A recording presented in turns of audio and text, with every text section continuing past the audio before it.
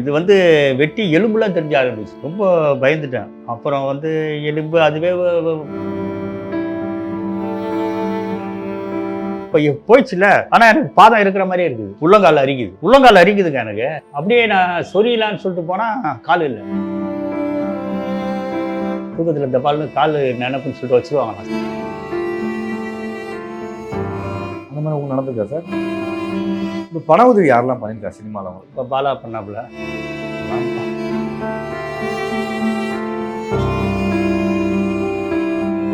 Santhanam sir பண்ணாங்க. இப்போ பண்ணிக்கிட்டு இருக்கப்போ இப்போ நண்பர்கள்லாம் கொஞ்சம் கொஞ்சமாக விலக ஆரம்பிச்சிட்டாங்களா? ஒரு ப்ரொடக்ஷன் மேனேஜர் எனக்கு ஃபோன் பண்ணார். ஃபோன் பண்ணி, ஹலோ எப்படி இருக்கிறீங்க, உங்களுக்கு 3ஆம் தேதி ஷூட்டிங்க, சரிங்க, நான் என்ன சூழ்நிலை என்ன எதுவும் கேள்விப்பட்டேன். என்ன என்ன என்ன இல்லை ஒரு கால் இதாச்சு. ஐயோ அப்படின்னு சொல்லி கட் பண்ணிட்டான். கட்டான். நான் 1008 கேள்வி கேட்பானுங்க வெளியே பண்ணுவேன். என்ன சார் உங்களுக்கு இந்த நிலைமையா? அந்த ஆண்டவனுக்கே கண்ணு இல்லையாங்க. வீட்டில் தான் ஹெல்ப் பண்ணுவாங்க. தூக்கி உட்கார வைப்பாங்க, படுக்க வைப்பாங்க, பாத்ரூம் கொண்டு விடுவாங்க. எல்லாம் வந்து ஒரு குழந்தைய விட ரொம்ப பாதுகாப்பாக பார்த்துட்டு இருந்தாங்க. இந்த ப்ரொடக்ஷன் சாப்பாடே சாப்பிட்டு அவன் இவன் ஷூட்டிங் கூப்பிட்டு வந்து அவனுங்க என்னடா, ஏலா என்னங்க நீங்கள் சாப்பிட்டு போறீங்க, வாங்க வித்தவுட் பிரேக்கில் போகலாம் பாப்பா முதல்ல அப்படிமா இப்படியே பார்த்து சாவடிச்சாங்க. இப்போ கூட என்னால் நீங்கள் உங்களை பார்த்த உடனே தான் எனக்கு இவ்வளோ உற்சாகம். அப்படியே படுத்துக்கிறேன் தான் நான். இன்னும் கொஞ்ச நேரத்தில் போயிடும் போல இருக்குது. எங்கள் அம்மா தான் வந்து ரொம்ப கஷ்டப்பட்டாங்க.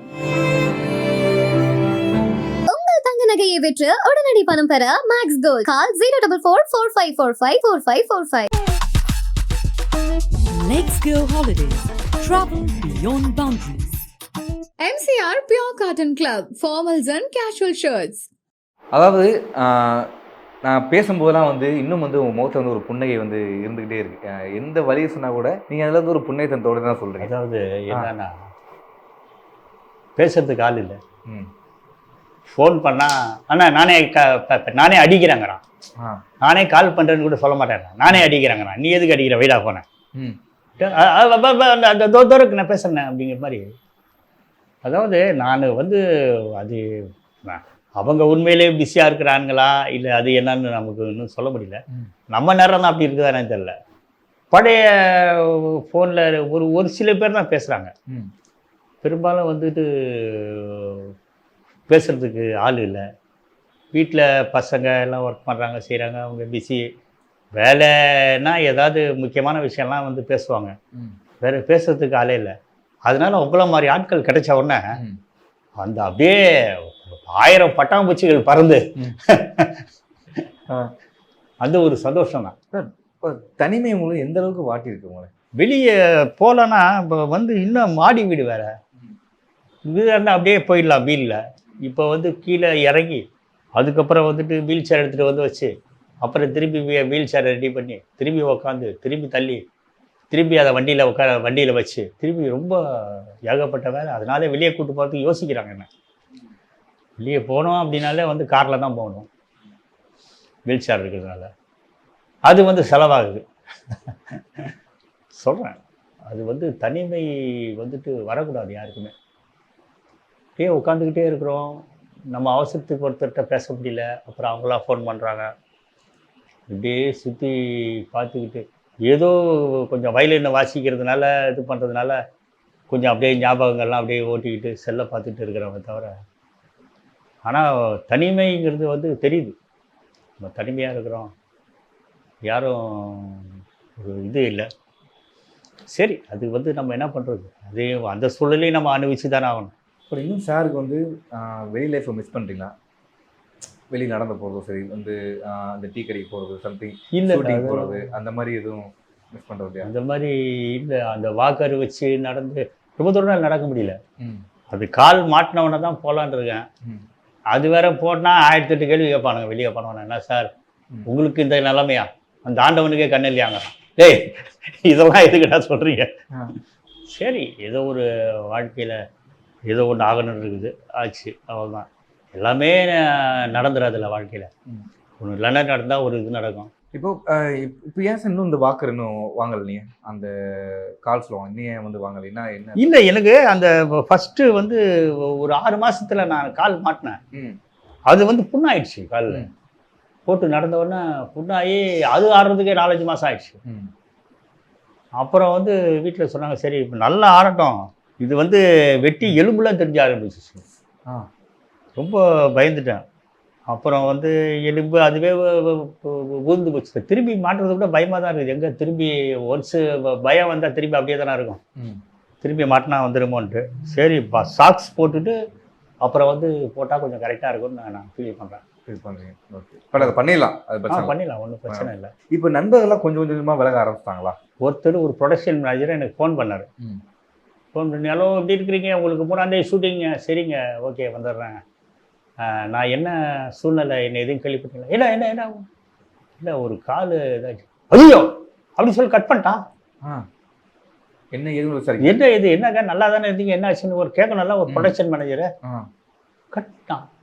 அப்புறம் ஒரு ப்ரொடியூசர் வந்து நம்மக்கிட்ட ரொம்ப இதாக பழகுவார், ஜாலியாக பேசுவார். ம் அவருக்கு ஃபோன் பண்ணுறேன், ஹலோ சொல்லுங்கள். இல்லை இல்லை தெரியும் சொல்லுங்கள். ம் இல்லைங்க இந்த மாதிரி கொஞ்சம் கால் இதாகி போச்சு, ஏதாவது உட்கார்ற மாதிரி ஏதாவது வேஷம் தான். நான் சொல்கிறேன் இப்போ ஒன்றும் இல்லை. ஒரு கலகலப்பாக பேசுனாங்க வந்து சொல்கிறேன், எல்லாரும் அப்படி இல்லை, ம் ஒரு சில பேர் எப்படி இருக்கிறாங்க பாருங்க. அப்போ வந்து என்ன சுயநலவாதிகள்லாம் இருக்கிறாங்க பாருங்க நாட்டில். ஒருத்தர் தெரிஞ்சுக்க வேண்டியிருக்கு நம்ம ஒருத்தர். அப்பா ஒரு சில பேர் அப்படி இருக்கிறாங்க தவிர எல்லாருமே அப்படி இல்லை. ஒருத்தன் வந்துட்டு என்னால் ஏன்றது அப்படின்னு சொல்லி 30 ரூபா அமிச்சான், ம் வெறும் 30 ரூபா. அப்போ அவன் எவ்வளோ வச்சிருப்பான்னு தெரியல. சொல்கிறேன் நான் என்னால் முடிஞ்சதுண்ணே அப்படின்னு சொல்லிட்டு ரொம்ப பெஜராயிட்டேன் நான். என்னடா அது என்னால் பிடிச்சதுன்னா அப்போ அவங்ககிட்ட 50 ரூபா இருந்ததா 100 ரூபா இருந்ததா? இல்லை சொல்கிறேன், மனசு வரணும் இல்லை அவங்க கொடுக்குறதுக்கு. இந்த சினிமாவில் போயிட்டு ஷூட்டிங்கில் போய் இருந்த ஆட்கள் நீங்கள் எல்லாம், ஏன்னா அந்த லுலு சபா மெம்பர்ஸ் எல்லாருமே பார்த்தீங்கன்னா ஒன் டே விடாமல் வந்து ஷூட்டிங் தொடர்ந்து போகிற ஆட்களாக இருக்குது. ஷூட்டிங்கை இப்பயும் வந்து மிஸ் பண்ணுறீங்களா? நீங்கள் ஷூட்டிங் போகணும், நம்மளுக்கு திரும்ப பழைய மாதிரி ஷூட்டிங் போகணுங்கிற ஆசை இருக்கா? இல்லை அது வந்துட்டு ஒரு பக்கம் ஆசை இருந்தாலும் ம் இப்போ வந்துட்டு பார்த்தீங்கன்னா நமக்கு நம்ம வசதின்னு ஒன்று இருக்குது.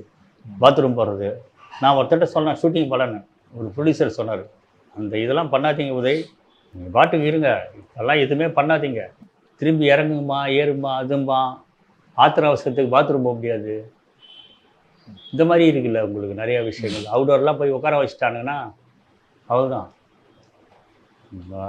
அந்த மாதிரி விஷயங்கள்லாம் நிறையா வந்து மீட் பண்ண இது பண்ண வேண்டியது. ம் அதனால வேண்டாம் அப்படின்னு விட்டாச்சு. இப்போ ரீசெண்டாக பொன்னமம் சார் இன்டர்வியூ எடுத்தேன். பொன்னமம் சார், இனி பாவம் பார்க்கறது எனக்கு பிடிக்கல, என்னையே பாவம் பார்க்குறீங்க அப்படி மாதிரி வந்து சொன்னார். என் பிரச்சனை என் உடம்பு பிரச்சனை நான் பார்த்துக்கிறேன், ஆனால் வந்து பாவம் இப்படி ஆயிடுச்சு அப்படிலாம் வந்து சொல்கிறேன் எனக்கு பிடிக்கல அப்படின்னு. அது உங்களுக்கு எப்படி சார் இருக்குது? சரி உங்களுக்கு அப்படி ஏன் சார் அப்படின்னு கேட்பாங்கல்ல. எனக்கு வந்து 1 மாதமாக நடக்க முடியாமல் வீட்டில் தான் ஹெல்ப் பண்ணுவாங்க, தூக்கி உட்கார வைப்பாங்க, படுக்க வைப்பாங்க, பாத்ரூம் கொண்டு விடுவாங்க, எல்லாம் வந்து ஒரு குழந்தைய விட ரொம்ப பாதுகாப்பாக பார்த்துட்டு.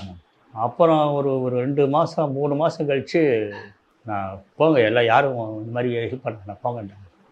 தனியாக போயிட்டு தண்ணி எடுத்து குளிச்சுக்கிறது, நானே பாத்ரூம் போகிறது, நானே படிக்கிறது இறங்குறது, இதை வச்சு லாக் பண்ணிவிட்டு இருந்துச்சு, நானே ட்ரெஸ்ஸு செலக்ட் பண்ணி இந்த ட்ரெஸ்ஸு போட்டுக்கிறது அப்படின்னு கொண்டு வந்துட்டேன். நான் எனக்கு ஒரு இடத்துல எக்ஸசைஸ் பண்ணும்போது வாங்க நான் நடந்து பழகலாம் அப்படின்னு சொன்னாங்க டாக்டர். வாங்க நடந்து பழகுங்க. அடப்பாடி, நல்லா நடந்துக்கிட்டு இருந்தேன், நடந்து பழகுறான்னு சொல்கிறானுங்களே என்ன போயிட்டு ரொம்ப மனசு இதாகிடுச்சு. 2 காலில் எப்படி நடந்தால் குளிச்ச ஓடணும், வாங்க நடந்து பழகலான்னு வந்து கேட்கும்போது ரொம்ப மனசுக்கு இதாகிடுச்சு அந்த வார்த்தையை கேட்கும்போது. நாங்கள் இது எனக்கே என்ன பண்ணுறது, அவன் அப்படி தான் சொல்லுவாங்க. நமக்கு கேட்கும்போது வாங்க நடந்து இப்படி பண்ணுங்க, அதை வைங்க, லெஃப்டில் வைங்க. ஏண்டா குழந்தை கூட நடக்க சொல்லி கொடுக்கல, நமக்கு வந்து இந்த மாதிரி ஆகிப்போச்சேன்னு ஒரு மனசில் ஃபீலிங் இருந்தது. ஆனால் வந்துட்டு நான் மாறிட்டேன். நான் உடனே ஒரு சங்கத்தில் வந்துட்டாங்க, சார் உங்களுக்கு 3 சக்கரை வட்டி நாங்கள் ஸ்பான்சர் பண்ணிடுறோம், மாதம் 2000 ரூபா மானியம் தராங்க. நான் நல்லா இருக்கிறேன், நல்லா வேண்டான்ட்டு. அது மனசு வந்து மனதில் வந்து ஒரு ஊனத்தை, அதாவது பிறவியிலே இருக்கிறது வேற, இடையில வந்துட்டு வந்து ரொம்ப கஷ்டம். இப்போ நீங்கள் சொன்னீங்க நடக்க பழகலான்னு சொல்லும் போதே வந்து எனக்கு ஒரு மாதிரி ஆயிடுச்சுப்பா அப்படின்னு, ஓடி ஆடி துள்ளி பூச்சிட்டு இருந்தேன் நான் அப்படின்னு. பட் அப்போது டாக்டர் வந்து இல்லை உங்கள் கால் வந்து எடுக்க போகிறோம் அப்படின்னு சொல்லும் போது அப்போ உங்களுக்கு என்னெல்லாம் தோணுச்சு உங்களுக்கு? ஃபஸ்ட்டு வந்து கட்டை விரலில் தான் கருப்பாக இருந்தது, கட்டை விரல் கருப்பாகி போச்சு. அதுக்கு பக்கத்து விரல் கருப்பாக இருந்தது. சரின்னு சொல்லிட்டு 2 விரல் எடுத்துடலாங்க அப்படின்னாங்க. ஃபஸ்ட்டு 2 விரல் எடுத்துட்டாங்க. எடுத்தா 3வது விரல் 4வது விரலும் திரும்பி கருப்பாயிடுச்சு அதுவும். அப்புறம் வந்து பார்த்தா பாதத்துக்கு கீழே புண்டு மாதிரி வந்துடுச்சு, பாயில் மாதிரி. இப்போ டாக்டர் வந்து சாதாரணமாக ஒன்றும் அது 2 விரல் எடுக்கணும். நான் ஃபஸ்ட்டு இன்னொரு விரல் எடுக்கணும், நாளைக்கு கால் எடுக்கணும் சொல்லிட்டு அவங்க பாட்டுக்கு நாளைக்கு கால் எடுக்கணுங்கன்னு சொல்லிட்டு அவங்க பாட்டுக்கு ஆக்சுவலி விசிட் பிகஸ் சார் பார்த்துட்டு அவங்க கான்வர்சேஷன் பண்ணிட்டு இருக்காங்க. அப்படியே ஒரே அழுகாகி பேசுனது. கால் எடுத்துட்டு மறுநாள் பார்த்தா வணக்கம் சார் எப்படி இருக்கீங்க நல்லா இருக்கீங்களா அப்படின்னு ஒருத்தவன் தான். என்னங்க இல்லைங்க நாங்கள் கால் மாற்றத்தை பற்றி வந்திருக்கோம். கேட்டா இப்போ தான் கால் எடுத்தாருங்க, மறுநாளே வேறு அதுக்குள்ளே வருவீங்க, அதுக்குள்ளே பாருங்க இப்போ எப்படி இருக்கிறாங்கன்னு சொல்கிறேன். பட் உங்களுக்கு மன ஓட்டம் இருந்திருக்கும் சார். அப்போ உங்களுக்கு என்னெல்லாம் தோணுச்சு? உங்களுக்கு கால் எடுக்கணும் அப்படின்னு சொன்னபோது நீங்கள் அதை எதிர்பார்த்துட்டே மாட்டீங்க. அப்படிங்கப்போ உங்களுக்கு மனசு என்ன? இப்போ அவ்வளோதான், ஒன்றுமே எனக்கு தோணலை. Totally upset. என்ன பண்ணுவேன் சொல்லுங்கள், என்ன செய்கிறது ஏது பண்ணுறது, என்ன இதோட அவள் தான் போயிட்டுருக்கு லைஃபு அப்படிங்கிற மாதிரிலாம் நமக்கு தோணிடுச்சு. அவள் தான் முடிஞ்சு போச்சு வாழ்க்கை. அது வேறு இல்லாமல் சுகர் வேறு, எனக்கு சுகர் வேறு ஏறி இறங்கிட்டு ரொம்ப மனசுக்கே இதாகி போச்சு. இன்னும் வந்து இப்போ போயிடுச்சுல, ஆனால் எனக்கு பாதம் இருக்கிற மாதிரியே இருக்குது, உள்ளங்கால் அரிக்குதுங்க எனக்கு. அப்படியே நான் சொரியலான்னு சொல்லிட்டு போனால் கால் இல்லை, தூக்கத்தில் அந்த ஃபீல் இருக்குமா. நிறைய பேர் வந்து கேர்ஃபுல்லாக இருக்கணும் தூக்கத்தில் தப்பால்னு கால் நினைப்புன்னு சொல்லிட்டு வச்சுருவாங்கண்ணா சில பேர்லாம். அந்த மாதிரி உங்களுக்கு நடந்திருக்கா சார்? இல்லை நம்ம கேர்ஃபுல்லாக நமக்கு தெரிஞ்சிச்சுல ஓரளவுக்கு, அதனால மைண்ட் செட் ஆயிடுச்சு. இன்னும் எனக்கு ஆச்சரியம் சார், எப்படி இவ்வளோ சிரிச்சுட்டே நீங்கள் இதை சொல்கிறீங்கன்னு உண்மையுமே ஆச்சரியமாக இருக்குது. இப்போ கூட என்னால் நீங்கள் உங்களை பார்த்த உடனே தான் எனக்கு இவ்வளோ உற்சாகம். அப்படியே படுத்துக்கிறேன் நான், இன்னும் கொஞ்ச நேரத்தில் போயிடும் போல இருக்குதுன்னு. உண்மையிலே நல்லவேளை நீங்கள் வந்துட்டீங்க. இப்போ பண உதவி யாரெல்லாம் பண்ணியிருக்கா சினிமாவில்? அவங்களுக்கு பண உதவி யாரெல்லாம் பண்ணியிருக்காங்க? பண்ணிட்டு இருக்கிறாங்க, நிறைய பேர் பண்ணுறாங்க. பாலா பண்ணாப்புல, அப்புறம் சேகரன் குமரன் சில்க்கு ஓனர் அவர் பண்ணாப்புல, நண்பர்கள் நிறைய பேர் பண்ணாங்க. சந்தானம் சார் பண்ணாங்க. ஆமாம்மா, சந்தானம்லாம் பண்ணாப்புல, இப்போ பண்ணிக்கிட்டு இருக்காப்புல, இப்போ வந்து ஹெல்ப் பண்ணிக்கிட்டு இருக்காப்புல. வாங்கப்பா. என்ன சார் என்னாச்சு? இல்லை ஓகே, வாழ்க்கையில் வந்துட்டு சோர்ந்து போகக்கூடாது. அது வந்துட்டு தனியாக இருந்தால் தான் உங்களுக்கு வந்து சோர்வு. ஒரு பேச்சு துணைக்கு வந்து உங்களை மாதிரி ஆட்கள் இருக்கிறாங்க பண்ணுறாங்கும்போது மனசுக்கு வந்து எவ்வளோ சந்தோஷமாக இருக்குது தெரியுங்களா. நீங்கள் வந்திருக்கீங்க இன்றைக்கி, எனக்கு வந்து லட்ச ரூபா கொடுத்த மாதிரி நீங்கள் வந்து பேசுகிறீங்க, பேட்டி எடுக்கிறீங்க, ஒரு இது பழைய நினைவுகளை கொண்டு போகிறீங்கங்க, என்ன பண்ணுறது சொல்லுங்கள் அப்படின்ட்டு இவ்வளோ தோண்டி எடுக்கிறீங்களே நீங்கள். அதிலே வந்து பாதி எனர்ஜி வருது நமக்கு. அப்படியே உட்காந்துட்டு என்ன இப்படி ஆகிப்போச்சுன்னா யாராவது ஒருத்தர் அதுக்கு தான் சும்மாச்சு யார்ட்டாவது ஃபோன் பண்ணிட்டு இருப்பேன். பழைய நண்பர்கள் இருக்கிறாங்க, அவங்கக்கிட்ட மட்டும் ஃபோன் பண்ணுறது. இப்போ இருக்கிறவங்கலாம் சினிமாக்காரங்கெல்லாம் மார்க்கெட்டு டிஆர்பி பார்க்குறாங்க, டிஆர்பி இருந்தால் தான் பேசுகிறாங்க. அவர் இல்லைங்க, அவர் சும்மா ஏதோ பண்ணிட்டு இருக்காருங்க, அவருக்கெல்லாம் போய் ஃபோன் பண்ணிக்கிட்டு இருக்கிற மாதிரி சொல்கிறேன். அப்படிலாம் இருக்கிறாங்க. பட் இப்பயும் உதய சாருக்கு வந்து ஒரு வருத்தம் இருக்கா? நம்ம சினிமாவில் சம்பாதிச்சது வந்து நம்ம சேர்த்து வைக்காமல் போயிட்டோமோ அப்படிங்கிற மாதிரி? இல்லை, அதாவது வருமானங்கள் வரல. நான் வந்துட்டு இது நடக்கும்போது சரக்கை போட்டோம், படுத்து தூங்கி எடுத்துட்டோம், அந்த மாதிரிலாம் இது வரைக்கும் வாழ்க்கையில் நான் வாழ்ந்ததில்லை. ஒரே இடத்துல இருந்துட்டேன் நான். கஷ்டமாக நஷ்டமாக ஒரே இடத்துல ஏதோ சில்லறையாக வருதுன்னு சொல்லிட்டு மியூசிக்கில் இருந்தேன், கச்சேரியில். அது ஒரு 8 வருஷம் இருந்தேன். அப்புறம் வந்துட்டு இதுக்கு வந்தேன், இல்லை விஜய் டிவிக்கு, அங்கே ஒரு 8 வருஷம் இருந்தேன். அதுக்கப்புறம் இவர்கிட்ட சந்தானத்தை போனேன். அங்கே 3 பேர்கிட்ட வந்தோடனே வயசு 50 ஆகி போச்சு. 3 பேர்கிட்ட தான் வேலை செஞ்சேன். அதில் வந்து சந்தானத்தை வேலை செஞ்சால் கொஞ்சம் உருப்படியாக இருந்தது. அதுக்கப்புறம் வந்துட்டேன், சந்தானத்துலேருந்து கொஞ்சம் இதாக இருந்தது. அப்புறம் வந்துட்டு சீரியல்லாம் பண்ணேன். ம். கனகாலங்காலங்கள் அப்படி இப்படிலாம் நிறையா சீரியல்லாம் ஆமா. எல்லாம் பண்ணேன். அது நமக்கு அட்ஜஸ்ட் ஆயிடுச்சு. ம். ஏன்னா ஒரே இடத்துல இருந்து அப்படியே சுற்றி சுற்றி பார்த்து நமக்கு செட் ஆகலை. ம். ஏன்னா நடிக்கவும் முடியல அங்கே ஸ்கிரிப்ட் ஒர்க்குனோடனே அண்ணன் போயிட்டாருன்னா யார் எழுதுவாங்க ம். அப்படிங்கிற மாதிரி சொல்லிட்டாங்க. சரின்னு சொல்லிட்டு நான் வந்துட்டு அதுக்கப்புறம் அப்படி இப்படி பண்ணால் ஓரளவுக்கு ஓகே. ம். என்ன இந்த சுகர் வந்துட்டு அது எப்படி மெயின்டைன் பண்ணுறதுன்னு தெரியல எனக்கு. இந்த ப்ரொடக்ஷன் சாப்பாடே சாப்பிட்டு அவன் ஒரு மாத்திரை எழுதி கொடுத்தா அதே போட்டு நான் 10 வருஷமா அப்படி போடக்கூடாதாம்மா. ம். மாத்திரை சேஞ்ச் பண்ணிக்கிட்டே இருக்கணுமா. ம். அது ஒரு பரம்பரையாக இருக்கிறவங்களுக்கு அதெல்லாம் ஓகே, இது பண்ணுவான் செய்வான். எங்கள் பரம்பரையில் எனக்கு தான் சுகர் ஃபஸ்ட்டு. ம். அதனால ஒன்றும் தெரியல. சரி பார்த்தோம் செஞ்சோம் கொண்டோம் இப்படி ஆகிப்போச்சு. மேபி இந்த சினிமானால ப்ரொடக்ஷன் சாப்பாடாக சாப்பிட்டு வெளியூராக சுற்றி ஹோட்டல் சாப்பாடாக சாப்பிட்டு இந்த மாதிரி வந்துச்சா? நீ வேற இப்போ பட்னியாக கடந்து கஷ்டப்படுற காலத்துல இருந்தோம். இவன் ஷூட்டிங் கூப்பிட்டு வந்து அவனுங்க என்னடானா ஏங்க என்னங்க நீங்கள் சாப்பிட்டு போகிறீங்க வாங்க வித்தவுட் பிரேக்கில் போகலாம் அப்படி. அவன் கச்சேரிக்கு போனால் இங்கேருந்து அப்படியே வேனில் போய் இறங்கினவொன்னே ஊருக்கு இறங்கினவொன்னே 10,000 பேர் வெயிட் பண்ணிட்டு இருக்கான். அப்போ நீ போய் சாப்பிட்டுங்கிற பாப்பா முதல்ல அப்படிம்பாங்க. இப்படியே பார்த்து சாவடிச்சாங்க எனக்குள்ள. அதாவது நான் என்ன சொல்கிறேன்னா பசிச்சா வந்து சாப்பிடணும். இப்போ எல்லாம் மாறிட்டானுங்க. இப்போ இருக்கிற பசங்கள்லாம் எல்லாம் உஷாராயிட்டானுங்க. ஆனால் தெம்பு கிடையாது. நம்ம வந்து அப்போ எல்லாம் தெம்பாக இருந்தோம். இது மாதிரி இப்போ இருக்கிறவெல்லாம் தாங்க மாட்டேட்டானுங்க. வேலைக்கே வந்துட்டு ஒரு 10 நாள் ஒர்க்கு நடந்ததுன்னா 14 நாள் என்னங்க அது ஒரே இதாக இருக்குதுங்க, வேவரிங்காக இருக்குதுங்க, என்ன பண்ணுறதுனே தெரியாங்க, கொஞ்சம் கேப் கொடுங்க, ரெஸ்ட் கொடுங்கிறான். இப்போ இருக்கிற பசங்க கேட்டுறானுங்க வாய் திறந்து. இப்போல்லாம் வந்துட்டு எதுவுமே சொல்ல முடியாது. அப்படியே அனுசரித்து போய் தான் உடம்பு இப்படி ஆகிப்போச்சு.